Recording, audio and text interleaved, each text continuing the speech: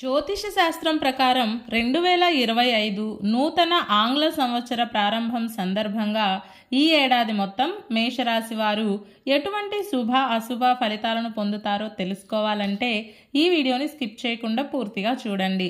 అలాగే తప్పకుండా మా ఛానల్ని సబ్స్క్రైబ్ చేసుకోండి.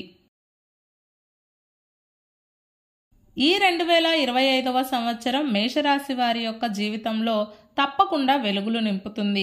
రాశి చక్రం ప్రకారం గురువు మరియు రాహువు ఈ సంవత్సరం మీకు పుష్కలంగా లక్షణంగా యోగిస్తున్నారు. గురువు వలన అభివృద్ధి, గౌరవం, లాభం, సుఖం మరియు ఆనందకరమైన జీవితం ప్రాప్తిస్తాయి. అలాగే ఈ 2025వ సంవత్సరం మే మాసంలో రాహువు రాశి మారుతున్న కారణం చేత శుభుడైన రాహువు మీకు సకల భోగ భాగ్యాలను, అదృష్టాన్ని, జీవితంలో కొత్త మార్పులకు అనుకూలతను ఇస్తాడు.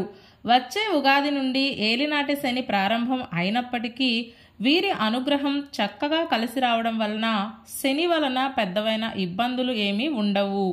ఒక్క మాటలో చెప్పాలంటే ఈ కొత్త సంవత్సరం పూర్తయ్యే వరకు శని వలన ఎలాంటి కష్టాలు ఉండవు.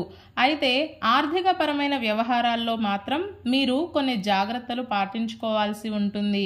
ఎవరికైనా అప్పులు ఇచ్చేటప్పుడు లేదా లోన్స్ ద్వారా అప్పు చేసేటప్పుడు, క్రెడిట్ కార్డులను వాడేటప్పుడు కేర్ఫుల్గా ఉండాలి. విలాసాలకు తావు ఇవ్వకుండా సేవింగ్స్ మీద దృష్టి పెట్టాలి.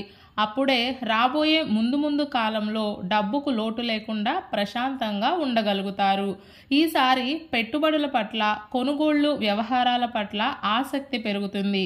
భూముల మీద ఇన్వెస్ట్మెంట్ చేయాలి అని, ఏదో ఒక ప్రాపర్టీ కొనుక్కోవాలి అని, ఏదో ఒక విధంగా ఆస్తి పోగు చేసుకోవాలి అని బాగా తహతహలాడతారు. ఆరాటపడడం మాత్రమే కాదు, వాటిని అందిపుచ్చుకునే దిశగా, సాధించుకునే దిశగా అడుగులు ముందుకు వేస్తారు.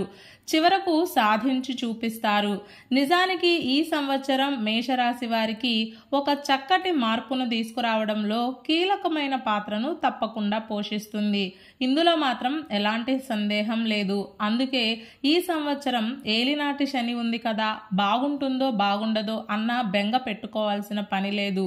దేవుడి దయ వలన ఈ సంవత్సరం మీరు తప్పకుండా శుభకరమైన యోగాలనే పొందుతారు. ఈ సంవత్సరం మేషరాశి వారికి జనవరి, మే, జూన్, జూలై, అక్టోబర్ నెలలు చక్కగా అనుకూలిస్తాయి.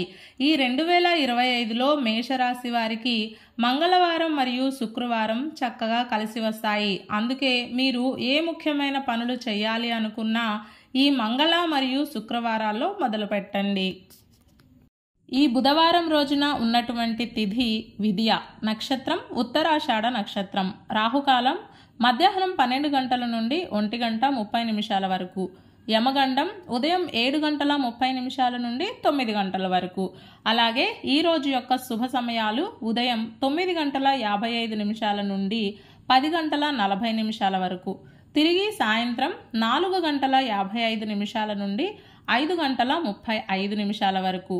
ఈ రోజు యొక్క పంచాంగం ప్రకారం మొక్కలు నాటడానికి, అగ్రిమెంట్లకు, రిజిస్ట్రేషన్లకు, ప్రయాణాలకు, స్నేహాలకు, పరిచయాల అభివృద్ధికి, వెండి మరియు బంగారం వినియోగానికి అన్నింటికీ కాలం చక్కగా కలిసి వస్తుంది. ఈ రోజంతా శుభప్రదంగా సాగడానికి, అన్ని పనులు సక్రమంగా పూర్తి కావడానికి, అలాగే విజయం పొందడానికి ఉదయం స్నానం ఆచరించిన తర్వాత మీకు బాగా ఇష్టమైన దేవాలయానికి వెళ్ళి ఆలయ దర్శనం చేసుకుని తీర్థ ప్రసాదాలు స్వీకరించిన తరువాత దినచర్యను ప్రారంభం చేస్తే అంతా శుభమే కలుగుతుంది. ఈ బుధవారం రోజున శుక్లపక్ష విద్య వచ్చింది కాబట్టి ఈ రోజు మనమంతా బాలచంద్ర దర్శనం చేయాలి. ఒక నూలు పోగును సమర్పణ చేసి మంగళ నీరాజనం ఇచ్చి ఈ రోజున ఎవరైతే చంద్ర దర్శనం చేసుకుంటారో వారికి చంద్రుడి యొక్క అనుగ్రహం లభిస్తుంది. మానసిక ప్రశాంతత ఏర్పడుతుంది. స్థిరమైన సంపదలు కలుగుతాయి. ఈ బుధవారం రోజు మనమంతా ఓం మహా సుదర్శనాయ నమః అనే మంత్రాన్ని పదే జపిస్తూ ఉండాలి.